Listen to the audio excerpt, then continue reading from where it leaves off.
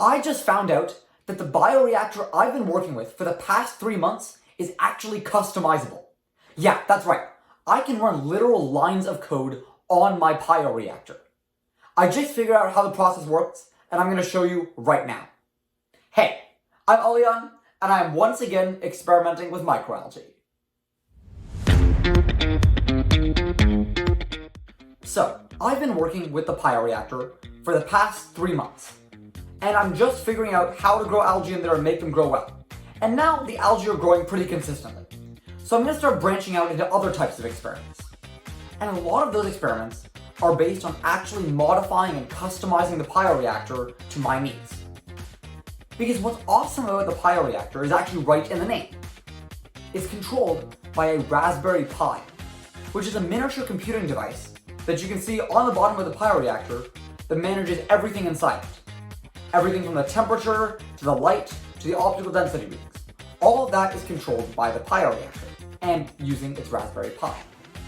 I just spent the last hour figuring out how to code the Pioreactor and recreating something that's super important to all my experiments: LED automations. If I go over here to the Pioreactor menu, I can open up the LED automation menu, where you can see I can start and stop LED automations. Now these LED automations let me control the day-night cycle that the algae are on. Basically how much light they receive at a time, how long they receive it, those kinds of things. But while it's easy to use in the UI here, I wanted to dig deeper and figure out how it worked. So I started looking into the underlying code. But first, I needed to set a few things up. The first thing I need to do is go over to my terminal and open up the Pioreactor menu. So I type in SSH Pioreactor, then @ Pioreactor 1.local. Then enter my password. And now I have the Pioreactor menu open in my PowerShell. Now what I can do is, well, just control the Pioreactor. Now here's something really cool. If I type in Pio blink, I can make the LEDs on the Pioreactor turn on. And I'm going to do this in real time because it's super cool. I'm going to spin my camera over so you can see what I'm looking at. Now, over there, that's the Pioreactor. And when I hit enter on Pio blink, the LED lights, they start blinking. Isn't that awesome? Now that I've got the Pioreactor interface set up, it's pretty easy to actually code up the Pioreactor. So what I'm going to do is open up one of my old commands that I had from before. And all I'm doing here is opening up a file that I can use to code the Pioreactor. Something that's going to get put directly into the Raspberry Pi that is controlling the Pioreactor. So I'm going to go over to the Raspberry Pi documentation for the Pioreactor and copy over the code for the LED automation.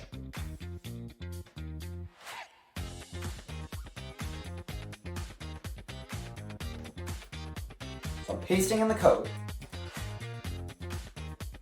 And this is all the code that runs those LED automations that I was talking about. Now I do need to make a couple changes to this code. First of all, my LED channels are on channels C and D, whereas in the code they're in B and C, so I'm going to make a quick edit there. And now I can just push the code to the Pioreactor and then run the script. So I'm going to hit Control S to save the code, and you see it says wrote 61 lines, so it's writing them to the Pioreactor, and then I'm going to exit this. Now, to execute the program, I'm going to again pull up a command I've used before. Basically what this command is going to do is going to run the LED control, and that's going to refer to the automation name, which is the light dark cycle. It's going to have an LED intensity of 45%, light duration of 16 hours, and a dark duration of 8 hours. So it's going to be lit for 16, dark for 8. And when I hit enter here, the LED automation has been started. And as you can see here on the Pioreactor page, the LED automation is now on. So that's the underlying code behind those LED automations. And that's just one thing that the Pioreactor can do. It can control temperature, it can control optical density, it can control lights, it can control dosing if you want to add different types of media. There's all kinds of things that can be controlled. And one thing I'm super excited to implement is changing the LED intensity with the growth rate. So I've talked before about how the Pioreactor can monitor the optical density of the algae, basically how much light the culture is absorbing, which correlates to directly how much algae is actually in the culture. Now, as more algae enter the culture, as they're growing, they're going to need more light because there are more cells.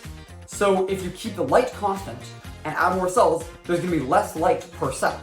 So you need to increase the light to go with it. And one thing you can do with these automations is monitor the optical density and use that to inform what the light intensity is. So as the optical density increases, I can create an automation that increases the LED intensity.